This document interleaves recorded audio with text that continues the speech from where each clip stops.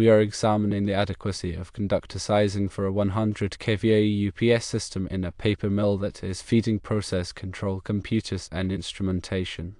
The actual load on the UPS is 40 kVA, and the question is whether number 2, 75 degrees Celsius conductors are sufficient.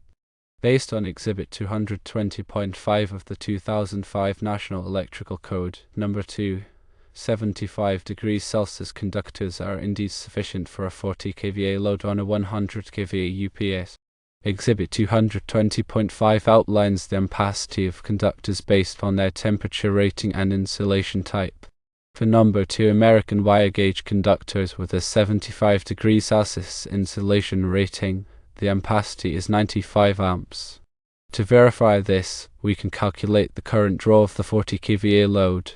The formula used for this calculation is kVA equals the square root of 3 times volts times amps, where kVA is the apparent power in kilovolt amperes, volts is the voltage in volts, and amps is the current in amperes.